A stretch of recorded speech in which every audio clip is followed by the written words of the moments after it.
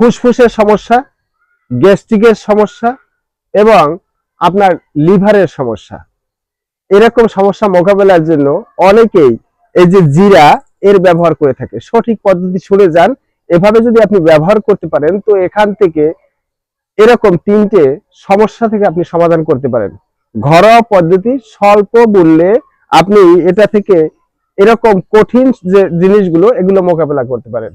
তো জিরার ব্যবহার যেটা করতে হবে সেটার সঠিক পদ্ধতি এবং সঠিক নিয়ম দেখাচ্ছি, কিন্তু আপনি একটু ধৈর্য ধরে দেখুন। ব্যস্ত তাড়াহুড়া করলে হবে না, বিষয়টা আগে বুঝতে হবে। তো বিষয়টা বুঝতে পারলে পর সহজ হবে, শুনলেই হবে না, এটা আপনাকে কাজে প্রয়োগ করতে হবে, তখন আপনি এর সুফল পাবেন। জিরা নিয়ে অনেকেই অনেক কিছু জানে বা জানার কথা, এবং অনেকেই জানে জিরার বহু গুণ রয়েছে, তবে 3টে প্রধান কারণ এবং প্রধান 3টে আমি যে সমাধানের কথা বলবো সেটা এখন বর্তমানে খুবই মারাত্মক আকার ধারণ করছে।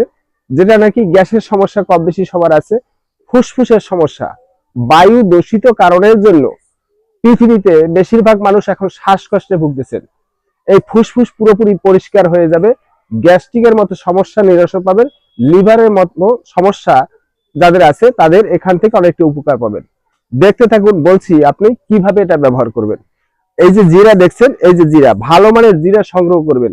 জিরায় প্রচুর পরিমাণে ধুলো নোংরা থাকে, আপনি এটা ভালো করে পরিষ্কার করে নিন, নতুবা জিরে বাড়িতে আনার পরে সাথে সাথে ধুয়ে একটু শুকিয়ে নিন, শুকিয়ে নিন।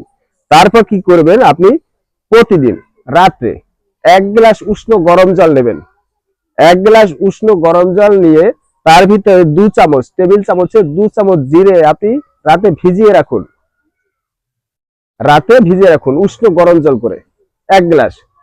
সকালে উঠে আপনি এটা ওই 1 গ্লাস জল ভালো করে ছেঁকে, জিরেটা বাদে শুধু জলটা আপনি সেবন করবেন।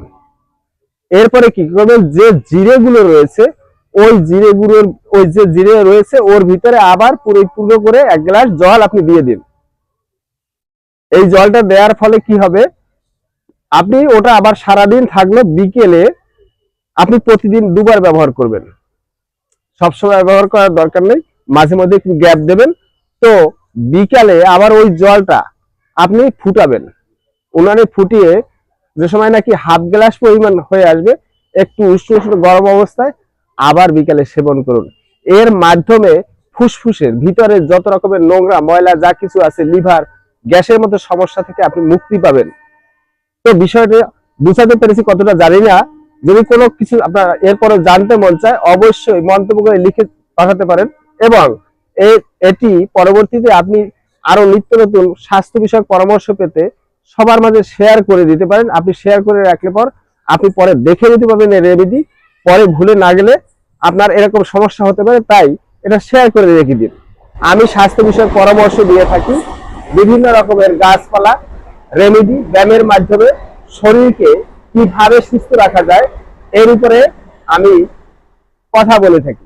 তো যারা চেনেন তো চেনেন, যারা চেনেন না বা জানেন না, এবং আপনার কাছে যদি এই মুহূর্তে আপনি নতুন দেখে থাকেন, আপনি প্রকৃতিতে সৃষ্টিকর্তা দেয়া এবং বিভিন্ন রকম ব্যায়ামের মাধ্যমে, মশলার মাধ্যমে আমাদের শরীরকে সুস্থ রাখতে পারি, এর উপরে আমি ভিডিও দিয়ে থাকি।